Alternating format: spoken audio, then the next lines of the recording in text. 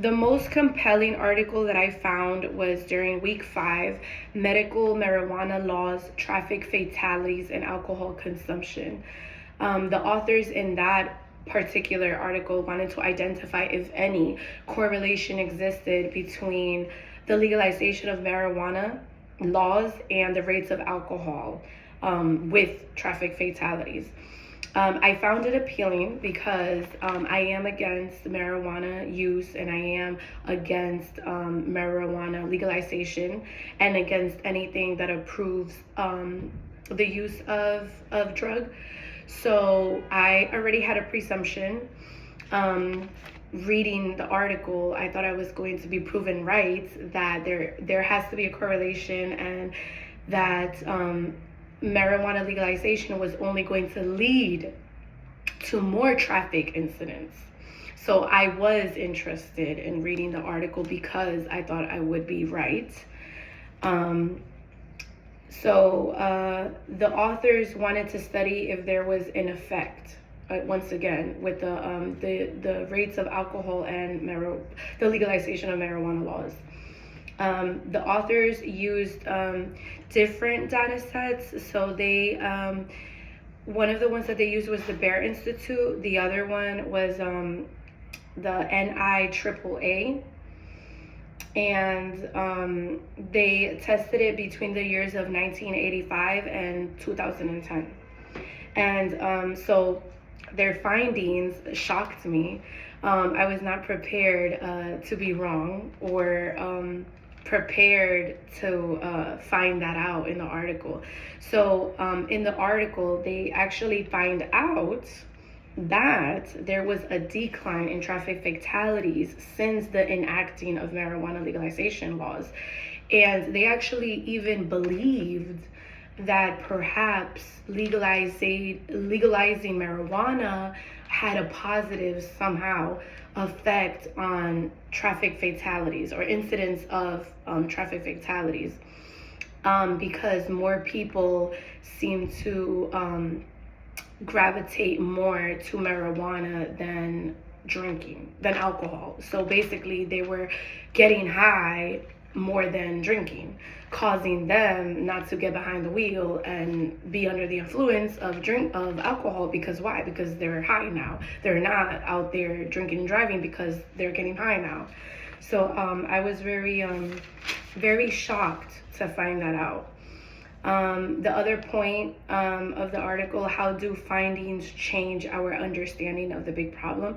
Well, it changes it in a big way, right? Because we know statistics have shown that alcohol, drinking and driving, there's a high probability of getting into a traffic collision, whether it's you killing someone or you hurting someone, but the rate is high.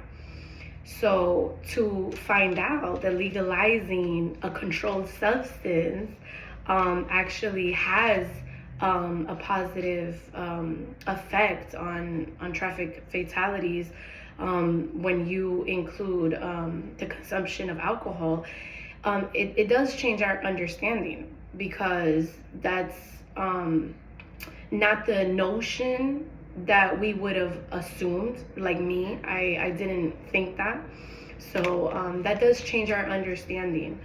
I don't know what policy makers or Congress would think of that, or in what terms they would take that into consideration, I guess, when enacting or choosing not to enact the legalization of marijuana. I don't know. People may prefer to smoke marijuana over alcohol again. I don't know how that would change their mind. But me, I don't care. I'm not with marijuana, so I don't want it one way or another. My least favorite article was week 8, racial disparity in federal criminal sentences. What made it unappealing? Well, I just feel like I read a lot on racial disparity in so many aspects, especially in criminal justice. So it wasn't new to me or news to me that there's just racial disparity in criminal sentencing.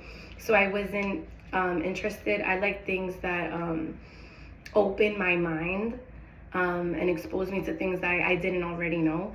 So I didn't go into it with a captivating mind or interest. What is the big problem? So in this article, the authors wanted to study the difference between black and white people when it came to racial disparity in sentencing. So their specific question was whether or not blacks accused of the same crime as a white person, did they incur longer and harsher sentences?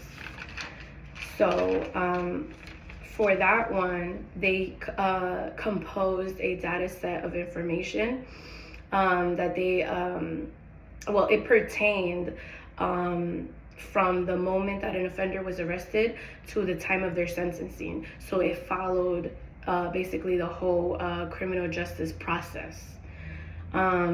They only studied specific types of crime. It was property crime, violence, and fraud, and incidents of public disorder. And it was between 2006 and 2008. And some of the information in their data came from the U.S. Marshals, the prosecutors, the courts, and the U.S. Sentencing Commission. And they did find what I already knew that they would find, which was that racial disparity not only occurs, but also that blacks experience longer, harsher sentencing than their white counterparts. And not only that, but it did actually surprise me, because there's one thing that I didn't know off the hand, so I have to be honest, is the plea bargaining. I wouldn't have thought that blacks didn't receive favorable outcomes compared to whites during the plea bargaining stage. And they also, the authors did try to identify if there's any outliers, anything that wasn't so obvious, right? As to why racial disparity occurs during sentencing. So one of the reasons that the authors think this can be is from personal bias, and this can come from the judge, or it could also come from the judges, maybe the judge is racist too. But the authors did discuss personal bias, like already ideologies that the judge already had prior to sentencing a black person. So that might have motivated why their sentence was the way that it was, compared to a white person accused of committing the same exact crime or a similar crime. Mandatory minimum sentencing. This is something I did learn in my 4 years at John Jay College of John Jay College of Criminal Justice. I did know that minimum, well, actually even maximum, mandatory maximum sentencing and mandatory minimum sentencing does affect black individuals. Once again, they're hit with harsher and longer sentences. And even though it should be the same for whites, you would think, because it's mandatory, right? Somehow, I don't know how they get away with not having to, the white people not having to undergo those same extremes under mandatory minimum sentencing, right? Because when you think of mandatory or minimum sentencing, you think that that's it. You do, you commit, let's say murder, then you're gonna do 10 years, you know, like that's the rule, the law, right? It doesn't work that way if you're a different color.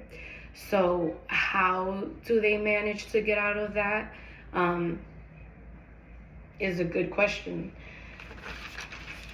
And The last thing that I want to point out is that I do feel like it's very important to collect data, and this is in regards to the week 8 article, because if it wasn't for those studies being conducted, you wouldn't be able to identify stuff like this, like racial disparity or unfair process in the criminal justice system.